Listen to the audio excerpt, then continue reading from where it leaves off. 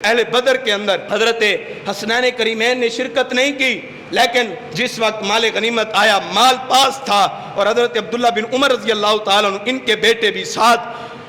آپ نے مال تقسیم کیا۔ 5000 درہم جو ہے وہ حضرت حسین رضی اللہ تعالیٰ عنہ کو دیے، 5000 درہم حضرت حسن رضی اللہ تعالیٰ عنہ کو دیے، اور اپنے بیٹے کو 3000 درہم اپنے بیٹے کو دیے۔ حضرت عبداللہ بن عمر رضی اللہ تعالیٰ عنہ کہتے ہیں، ابا جان میں یہ نہیں کہتا کہ حضرت حسنین کریمین کے آپ حصے میں سے کم کر دیں یا ان کو زیادہ کیوں دیے، میں یہ کہنا چاہتا ہوں آپ برابر کر دیں۔ فرمانے لگے، اے میرے بیٹے، اے عبداللہ بن عمر، پہلے تو اس بات کا جواب دے کہ تم پہلے ان کے بابے جیسا کوئی بابا لے کے آ، یعنی کہ حضرت علی المرتضیٰ جیسا کوئی والد لے کے آ، اور ان کے نانا جیسا کوئی نانا لے کے آ۔ ان سے مقابلہ نہیں ہو سکتا، ان سے محبت ہو سکتی ہے، ان سے پیار ہو سکتا ہے۔ اہل بدر کے اندر حسنین کریمین شریک بھی نہیں تھے، میرے عمر رضی اللہ تعالیٰ نے حصہ دیے، پیار کیے، محبت کیے، اپنے گھرانے میں کم حصہ دیے، اپنے بیٹوں سے زیادہ محبت حضرت حسنین کریمین سے کی ہے۔ اور ایک روایت میں حضرت عمر رضی اللہ تعالیٰ سے یہ بات ملتی ہے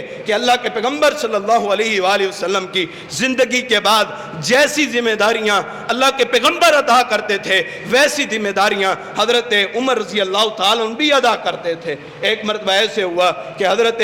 حسنین کریمین یہ آئے مسجد کے اندر، تو حضرت عمر فاروق رضی اللہ تعالیٰ نے اپنے قریب بٹھا کے انہیں خطبہ دیا ہے، قریب بٹھا کے اپنے ممبر کے اوپر بٹھا کے خطبہ دیے۔ وہ احترام کرتے ہیں اہل بیت کا، وہ احترام کرتے ہیں حسنین کریمین کا۔ آج لوگ جھوٹ بولتے ہیں، آج لوگ طعن و تشنیع کرتے ہیں، آج لوگ بکواسات کرتے ہیں کہ یہ حضرت حسنین کریمین کے ساتھ اصحاب کی محبت نہیں تھی، یہ جھوٹ بولتے ہیں۔